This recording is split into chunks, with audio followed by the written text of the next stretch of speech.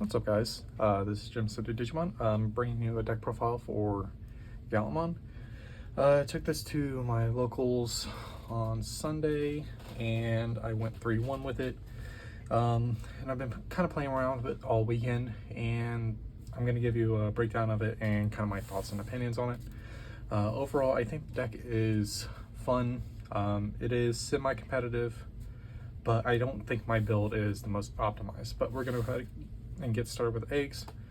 We are doing 4 Digimon. I don't know what a 5th egg should be, so I'm going to kind of leave it up to you. But today, for the tournament, I only played the 4, just to make it a little more mainstream. Then we are playing for the rookies, 4 of the Gallantmon from EX2. It is your searcher, and it's got an effect of when this Digimon is Growlmon or Gallantmon, you can delete a Digimon with 4,000 or less DP. So it is very controlling. As far as the searcher, it can grab a Growlmon or Gallantmon a name and 1 Takato, so you can grab 2 cards and put the rest of the bottom of your deck. Then we're playing 4 of the starter deck 7 Gallantmon. You can warp into your Gallantmons, but it has to be Gallantmon by name, not Megidramon that can be counted as Chaos Gallantmon. And it's got an effect of when a Digimon is deleted, draw 1 card. This effect is going to go off more times than you think. And for the last rookie, we're playing 4 of the Agumon. It just gives your Digimon 2,000 when attacking a player. It's good for kind of getting over bigger bodies, or striking into security if you believe your opponent has some really high DP Digimon in the security. But overall, it was good for putting in the raising and kind of searching for your lines. For the level 4s, we're playing 4 of the starter deck Growlmon. When a Digimon's deleted, you gain 1 memory.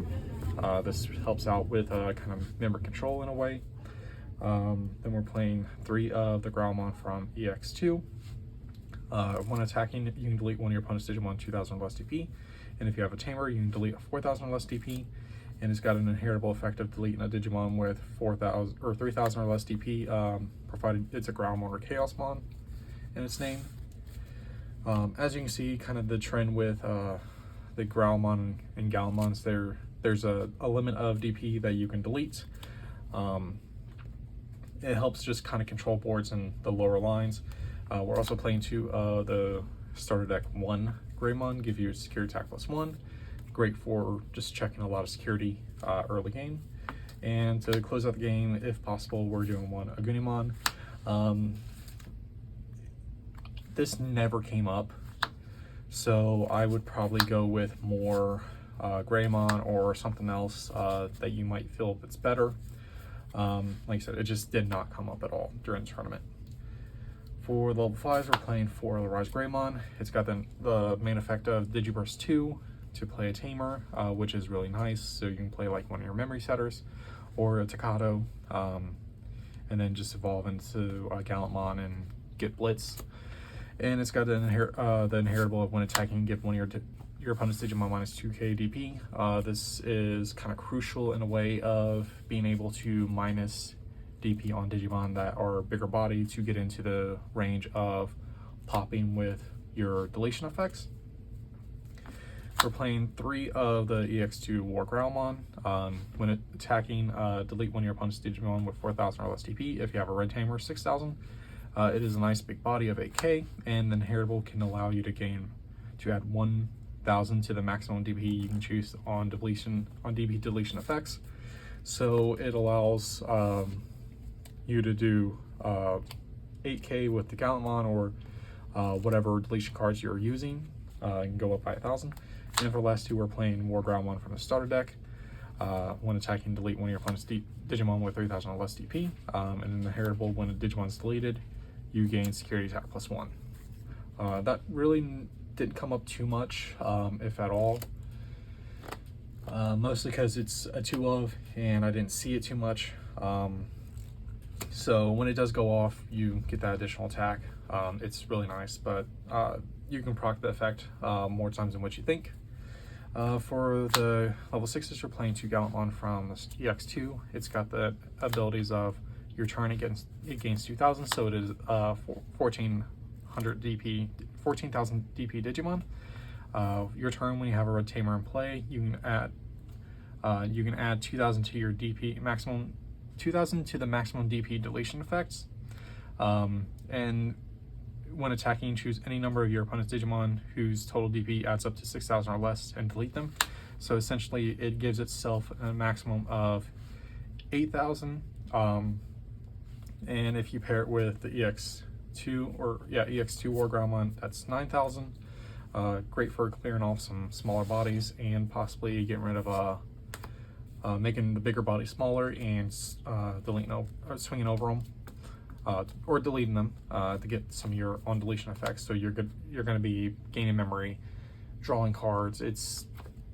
You're getting through your deck pretty quick. For the other two, we're playing the starter deck 7 Gallantmon. It gets secure attack +1, and when attacking, delete opponent's Digimon with 4,000 less DP. And if it doesn't, it gains 3,000, so it makes it a 14k DP. If they have bigger bodies. Having a natural security attack +1 is nice. Personally, I would probably swap this out with the BT1 Gallantmons if you have them. The security attack is nice, but being able to just trash a card off the top of the deck is nice as well, or top of the security stack is nice as well, but I don't have any BT1s, so I just went with this. The only downside with BT1 is that they have to have 10 cards or more, or for every 10 you have to trash. So if they only have 9 and you swing, you're not going to get the additional trash. So I kind of, like I said, with not having BT1, I went with the starter deck 1. For the last level 6, we were playing one Digimon from EX2. The card is treated as a Chaos Gallantmon, so with the Staccato, you are getting Blitz. It is a 5 cost, but that doesn't really matter because you're going to be swinging anyway. It's got an on Digiball effect of deleting one of your opponent's Digimon with 10,000 or less DP. If no Digimon was deleted, trash 5 cards from each player's deck. And on deletion, you can play one Gallantmon and one Staccato from your hand, or trash, and play them without paying cost.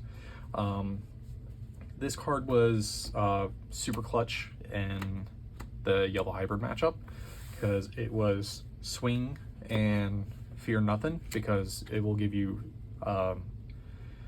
resources with the Gallantmon and the Staccato.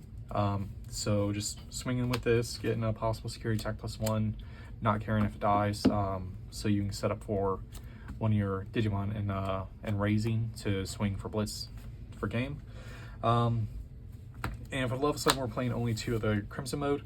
It's got a when Digivolving, delete all your opponent's Digimon with the highest DP, which is super nice if they have a big body on field and you don't have anything to kind of answer it, but you have this card in hand and you have a level 6, you can just throw it down, delete it. And with Staccato, it gets Blitz as well. When attacking, trash the top card of your opponent's security, then add 1 for each 10 cards in your opponent's trash. The ruling with this card is that you get the first trash, but at the time of attacking, you check to see how many cards are in trash. So if they have 9 and you trash the top one, it doesn't go to getting an additional trash off it. It has to have 10 on declaration of attack.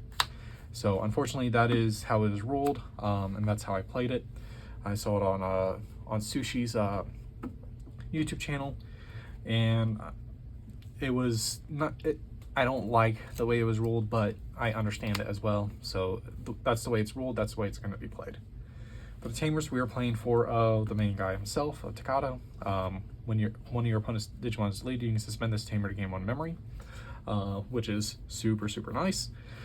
Because when one of your Digimon would digivolve into a Gallantmon or Growlmon in name, that Digimon gains when digivolving gain Blitz. So you can swing, pop something if you have like the Digimon. It pops, you can suspend these, possibly going back over your turn. It allows you to extend some plays. And the Blitz effect is not once per turn, so it can happen as many times as you have your Digimon on field, and as long as you have enough memory to before the turn passes. But it is a fantastic card. This is the main MVP of the deck. You want to run it as a 4. For the other Tamers, we're playing 1 Hero and 1 Tai. The tie never came up, or I don't think it ever came up. I can't remember. But having an additional security attack +1 is nice, and having a hero, which gives your Digimon 2000 DP or more when attacking, is nice as well. But the 2000 DP effect doesn't really come up too much. If you want, you can just go 2 ties. But that's it for the Tamers. For the option cards, we are playing 2 Lightning Jousts. Name of the card for Gallantmon, or name of the attack for Gallantmon. It's nice because you can play 2 of these, go into a Gallantmon and with security attack +1, so you get 2, 3, 4 checks. If you have a tie, that's 5. That's all 5 of them. That gains 2000 DP for each card played. And as long as you have Staccato, you have Blitz. So it can be really sacky if you have them. It's not going to happen too much, but it is just, if you can get through all 5 security, it is just crazy. No one expects it. The deck is very sacky. Then we're playing 2 Red Memory Boost. It is just a Searcher and Consistency card. Gives you 2 memory on your next turn. And for the last 2 cards, we're playing 2 Crimson Blaze. I've seen people go for Gaia Force, but I'm playing Crimson Blaze because of matchups that play Digimon by card effects, and you can get the additional DP boost with your War Growlmon and your Gallantmons. So it can go from 6 to 8 to 9, and if you have another Gallantmon, that's 11 or 10 or 11. So being able to clear big body boards with this card, and it reduces the cost for each card your opponent or for each Digimon they have in play. I found this to be a better, like, in theory it's really good, in practice it is good, but when you get to the point where you're playing against Mastimon, this card is absolutely busted. This slows them down and allows you to kind of go for more game. The matchups I had Sunday were Mamimon, Mastimon, Bellstarmon, and Yellow Hybrid. Mastimon was 2-1. I lost the first match because I opened up bad. And after that, the next 2 matches, I had a Crimson Blaze in hand each time, and slowed them down to where I was deleting the Digimon on board. I had the Staccatos, I was able to blitz, I was able to strike at security for 14 to 15k, 3 checks at least, and having another Gallantmon on board and being able to go into a Growlmon for blitz was just crazy. Bellstarmon was, I lost both matches. Being able to mill, Bellstar go burr. There's not much you can do about it. It's too quick of a deck right now. And being able to reduce cost for every 7 option card and 3 Musketeers that's in your discard is just disgusting.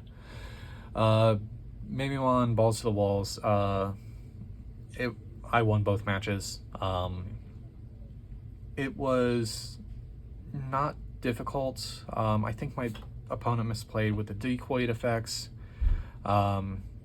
I didn't think about it because I was reading the text for the Mamimon instead of remembering the errata. And my last match was Yellow Hybrid. I won the first match, lost the second, and for third I won with Crimson mode. They had 20 cards in discard.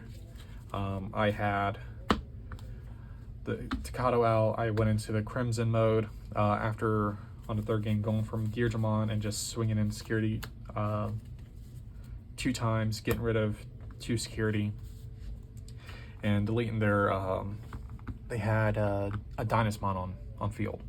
So I popped the Dynasmon, swung into security, got 1 check.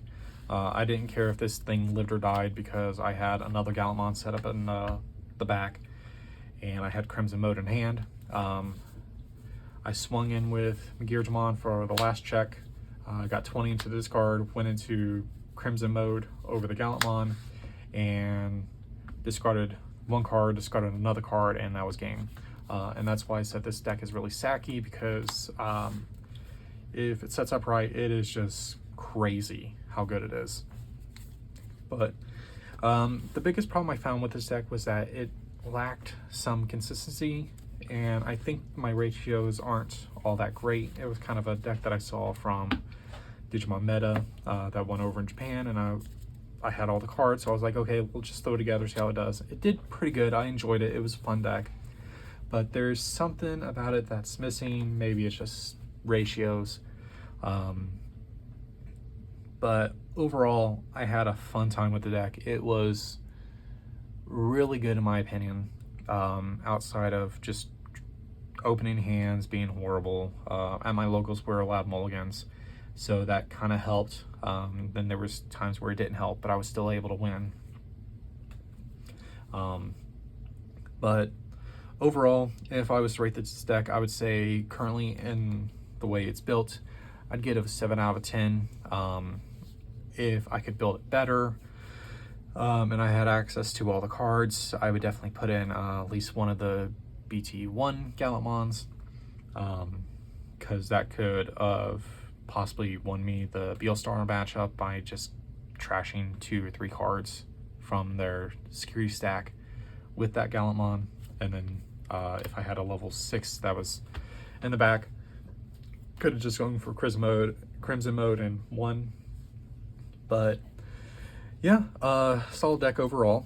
As long as you open up pretty decent, at least with a starter and a level 4 and and one of the searcher Gallantmons. The Gallantmon is what was really nice about this deck, being able to search for some of your key pieces. But let me know what you guys think about the deck profile. Is there anything you would change? I know, like I said, some people are going to go for the Gaia Force, but I went with Crimson Blaze because Gallantmon gives you an additional 2k on deletion, so being able to clear some of the bigger bodies is really nice. And it was a good call for locals. I don't know if it's going to be a good call for the meta. We'll see what the meta shapes up to be. I did not get to play against an AD Reaper, but I think my next deck profile will be a D Reaper. And I'll probably upload it after playing out of locals with some of the ideas I have, and I'll let you guys know. Till then, see ya.